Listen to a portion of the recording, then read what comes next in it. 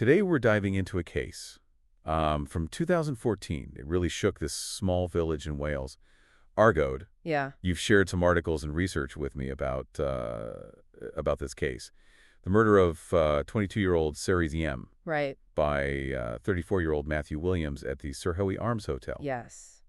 And our goal today is to really just kind of unpack this shocking event Yeah. and explore all these complex issues that are brought to light, issues that could impact any community. This case, I think it really forces us to confront uncomfortable questions about how we support vulnerable individuals and prevent tragedies, especially those struggling with mental illness and re-entering society after time in prison. Yeah, and right from the start, the details are very disturbing. Yes. The Sirhowy Arms Hotel was being used as a kind of like a halfway house at the time, Right. and the hotel owner, Mandy Miles, made just a horrifying discovery. Yes. On November 6, 2014. Yeah.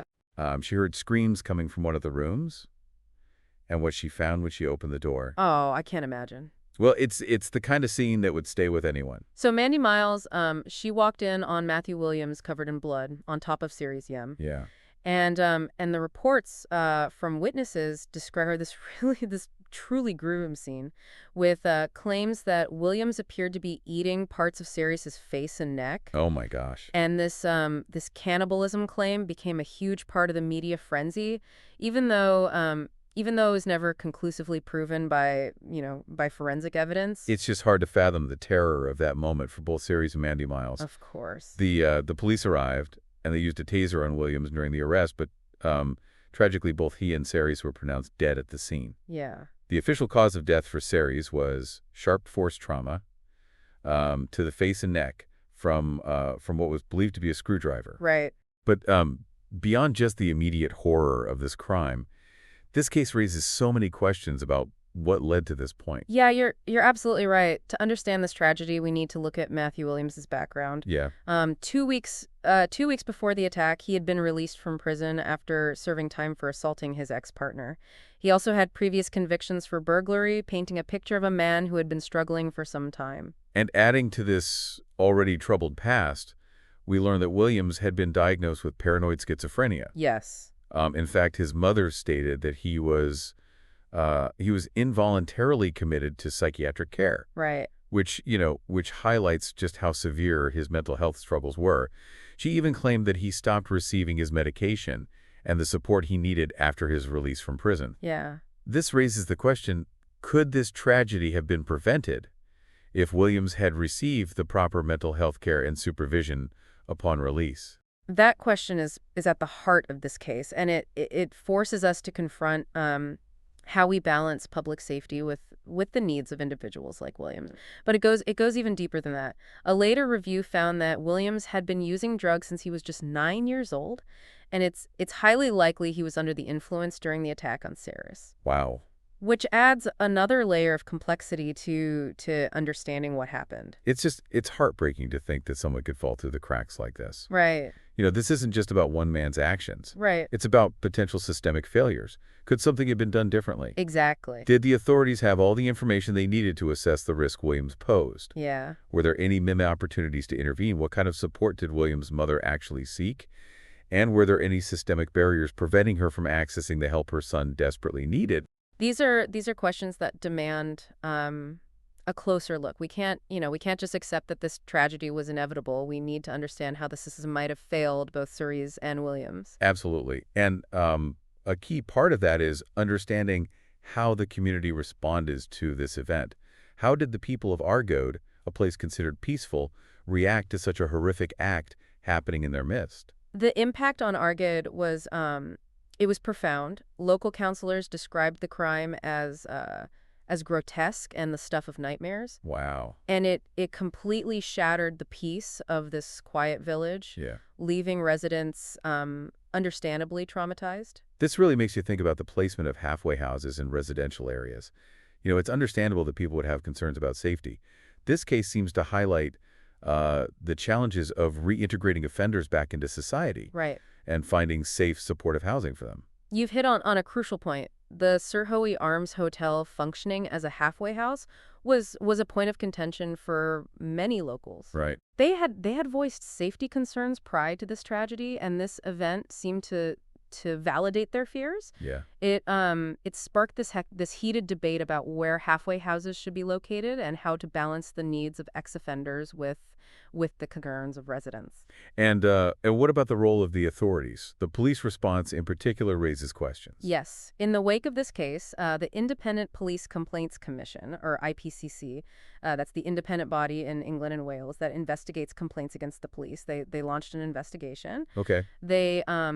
They wanted to examine the use of the taser during Williams's arrest and determine if there were any avoidable delays in providing medical aid. So many layers to unpack here. But let's not forget about the hotel owner, Mandy Miles. Of course. I mean, she was thrust into this nightmare, and she witnessed something no one should ever have to see. Mandy Miles has been incredibly critical of the authorities, particularly for not disclosing Williams's full criminal background to her. After the incident, she removed the door to the room where the attack took place, vowing never to use it again, a powerful symbol of the lasting trauma this event inflicted. Yeah. Yeah. Wow. Yeah. It's clear that Mandy Miles was deeply affected by this, and you can understand her anger and frustration. Yeah. If she had known the extent of Williams's past, maybe, just maybe, things could have been different. Right. But it also raises the question of how much information should be shared when someone is trying to rebuild their life. It's a difficult balance between public safety and giving people a chance to reintegrate into society. It's a complex dilemma, and there are no easy answers. This case brought in sharp focus the need for clear communication between agencies. The police, the prison system, mental health services, were they all on the same page? Were there warning signs that were missed or not acted upon? These are questions that the Serious Further Offense Review, launched by the Ministry of Justice, aimed to address. Can you explain what a serious further offense review is? Of course. When someone who has been released from prison commits a serious crime, the Ministry of Justice can launch a review to understand what happened and whether anything could have been done to prevent it. It's about learning from these tragedies and trying to prevent them from happening again. That makes sense. So this review was looking at Williams's case specifically to see if there were any missed opportunities or systemic failures that contributed to this tragedy. Exactly. And it's important to remember that Williams's mother wasn't just passively standing by, she was actively trying to get him the help he needed. You mentioned earlier that she repeatedly contacted authorities about her son's deteriorating mental state. What more can you tell us about her efforts? Williams's mother has been very vocal about her attempts to get her son's support. She claims she contacted the authorities numerous times, expressing her concerns about his mental state and pleading for them to intervene. Wow. She even went as far as to say that he was denied medication and appointments despite her desperate pleas for help. It's a truly heartbreaking situation to think about. Imagine the frustration and helplessness she must have felt, trying to navigate a system that seemed to be failing her son. Right. It really makes you wonder how someone with such a documented history could slip through the cracks. Were there systemic barriers preventing her from getting the help he needed? Was there a breakdown in communication between the different agencies involved? These are the kinds of questions that need answers. You're absolutely right. And this case highlights the burden families of individuals with mental illness often carry. They become advocates, navigators, and caregivers, often with very little support themselves. It's a heavy burden to bear, and it's one we need to acknowledge and address as a society. So we have a young woman, Cerys Yemm, tragically killed, and we have a man, Matthew William, struggling with mental illness and addiction, who ultimately lost his life as well. But it feels like we're still left with more questions than answers. That's the nature of these complex cases. They rarely offer easy explanations or simple solutions. What happened to Cerys's family and the community in the aftermath? Cerys Yemm was a 22-year-old from Blackwood. She was working in sales at Next and studying health and social care at Coleg Gwent. Wow. She had her whole life ahead of her. The life cut tragically short. You know, it's so important to remember that amidst all the talk of systems and failures, there was a real person at the heart of this tragedy. Cerys deserves to be remembered as more than just a victim. She was a daughter, a friend, a student with hopes and dreams. Absolutely. And her death sent shockwaves through her community. A church service was held in her memory where the Reverend Charlotte Moss described her death as a consequence of someone else's internal battles. Wow. A stark reminder that mental illness can have devastating ripple effects, reaching far beyond the individual struggling. That phrase, someone else's internal battles, is incredibly powerful. It encapsulates the tragedy of this situation. While it's crucial to examine the systemic failures that might have contributed to this tragedy, it's equally important to remember the victims and the profound impact these events have on their loved ones and communities. I completely agree. We need to focus on both the individual and the systemic. And in the aftermath of this tragedy, there were calls for change, for better mental health support for released prisoners, for improved communication between agencies, for a more humane and effective approach to rehabilitation. But did any of those calls lead to real change? What was the official outcome of all the investigations and reviews? That's where things get even more complicated. In 2017, an inquest concluded that the tragedy was likely unpreventable. Really? The inquest found that while Williams was clearly struggling with mental health issues, there was no way to predict that he would commit such a horrific act. This conclusion sparked debate. Some people felt that it let the authorities off the hook too easily, while others acknowledged the complexities of predicting individual acts of violence, especially in cases involving mental illness.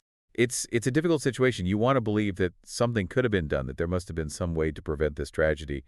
But at the same time, it's unrealistic to expect anyone to predict such a horrific act with absolute certainty. That's the challenge we face when dealing with mental illness and criminal justice. There's this constant tension between individual responsibility and societal support. We want to hold people accountable for their actions, but we also recognize that mental illness can impair judgment and increase the risk of violence. So while this inquest concluded that this specific tragedy was likely unavoidable, it also highlighted the need for a broader conversation about how we can better support those struggling with mental illness and prevent similar tragedies from happening in the future. Exactly. This case wasn't just about a single act of violence. It was a wake-up call about the need for a more compassionate and effective approach to mental health care and criminal justice reform. It feels like we're left with this unsettling truth. Even with all our knowledge and systems, predicting and preventing tragedies like this can feel like trying to catch smoke.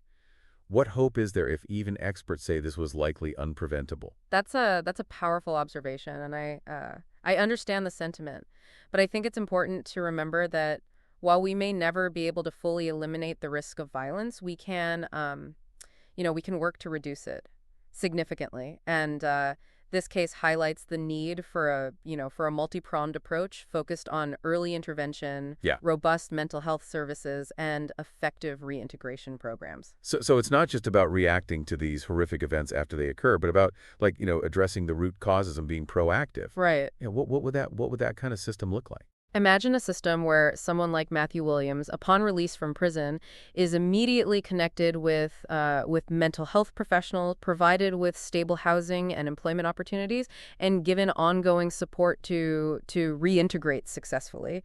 It's about creating a safety net that catches individuals before they fall through the cracks. That sounds ideal, but is it realistic given the constraints on resources and the complexities of these issues?